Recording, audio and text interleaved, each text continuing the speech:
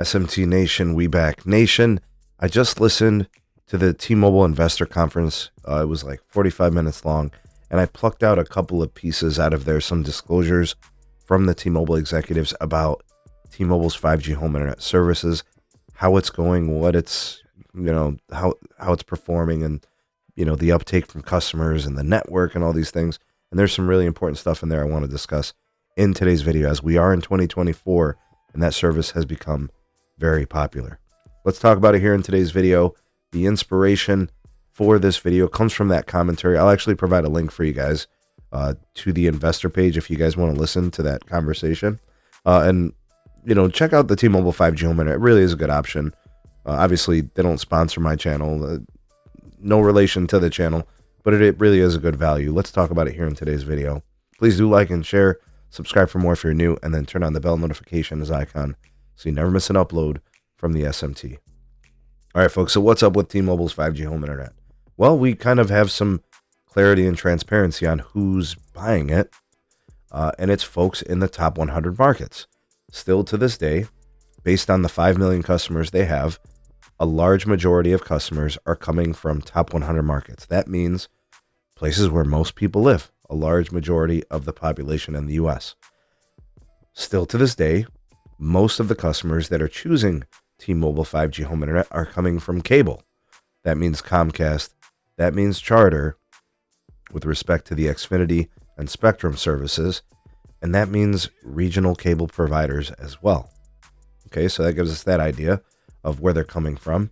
The next piece to kind of discuss is what's going on with demand. And T-Mobile says the demand is still strong. And T-Mobile even says they still want to grow. This is where things get a little hairy. T-Mobile sells their 5G home internet service over the same network that their mobile users utilize. That means they take the excess capacity, this is their model, they take the excess capacity that's on the network and they try to monetize it through the 5G home. So the insights we're getting from them is that T-Mobile home internet customers are being adequately served and, they have a good experience on the service. The concern here is that maybe they grow too fast, maybe they add too many customers, and the network experience starts to falter. According to T-Mobile, that's not going to happen. They're saying that they're frequently evaluating and addressing the needs of customers.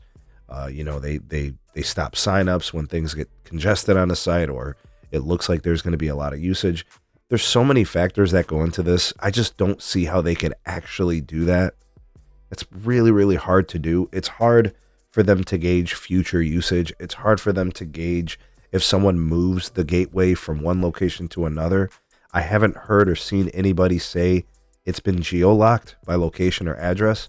So congestion concerns on the excess capacity model are legitimate for T-Mobile, because when you look at the way that they do this, they don't build their network for home internet. They sell the home internet on top of their network. So unlike Verizon, who has made a point to say, if our tower sites become congested or the experiences require more capacity, we'll build it. T-Mobile's looking at it from a more capital-light perspective. So I think as long as T-Mobile continues to kind of drive that point home, we're going to probably continue to see them, I don't want to say de-emphasize the capacity demands, but there definitely is a capacity demand. And look here within the terms of the T-Mobile home internet. They just added this recently. Like, it's only been a few weeks.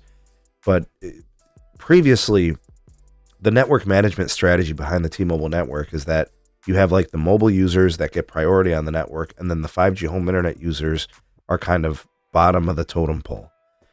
And then they added this new term where if you use more than 1.2 terabytes per month, they deprioritize you even further.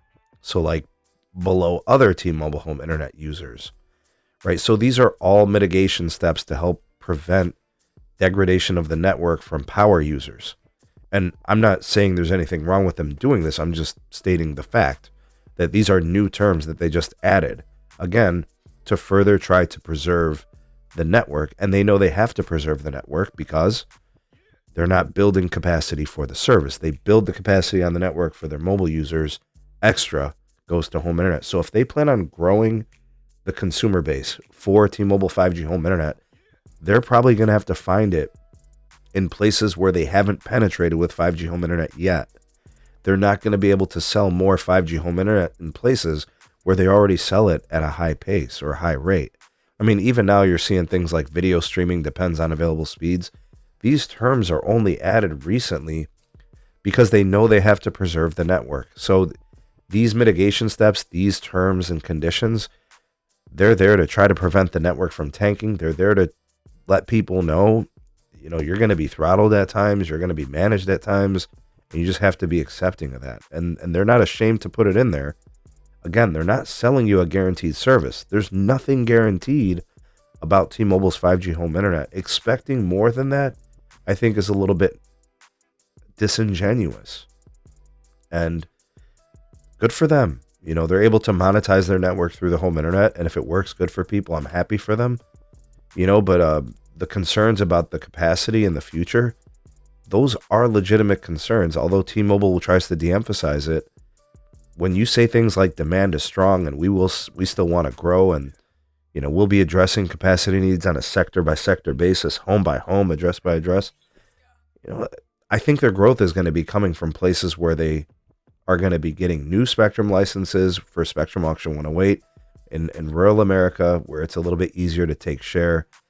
It's going to be really hard for them to do this in places where they have high market share in like the top 100 markets. I think that has become a little saturated, and I think they're going to start really focusing on taking share in places where they have new network builds, upgraded network elements out in like suburban and kind of like rural spots. And they've got a competitor in Verizon now there too. So, interesting to see how this plays out. What do you guys think of the commentary from T-Mobile? What do you think about the new terms of service? What do you think about the future for them? I know they want to get to 7 to 8 million subs. They're at 5 million right now. I think 7 to 8 is easy. I think they can get to 9. I think things get a little hairy after 9 or 10 million subs, though. Can they even provide the capacity without millimeter wave options and without, better gateways and all types of other factors? Sound off in the comment section below. Tell me what you all think. You all the voice of the people, the SMT Nation. Let your voice be heard.